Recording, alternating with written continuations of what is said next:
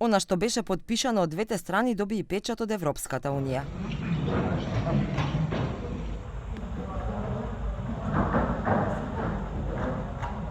Примената на онлайн алатката за учење за човековите права за административните службеници доведе до потпишување на меморандум за соработка меѓу Министерството за јавна администрација и Европската унија.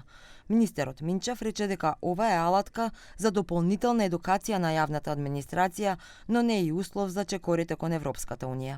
Дека ова дел од стратегијата за реформи на јавната администрација 2023-2030 година, но секако дека е дел и од нашата реформска агенда.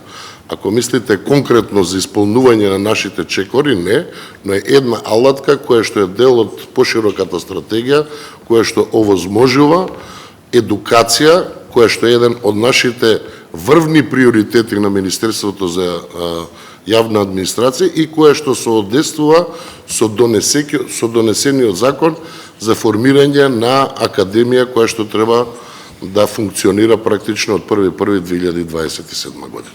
Проектот за владење на правото е поддржан од Европската унија, а при промоцијата на онлайн алатката за едукација на јавната администрација, амбасадорот на ЕУ во Скопје Михалис Рокас истакна дека земјите кандидати треба да ги унапредуваат антидискриминаторските практики, социјалната еднаквост и заштитата на човековите права.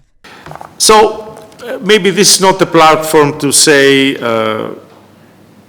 how respect of human rights and fight against all forms of discrimination, regardless their origin, are essential conditions for any society to prosper.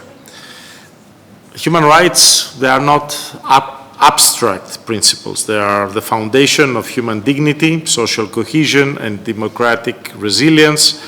And empowered, what we know is that empowered individuals build democratic, inclusive and resilient societies.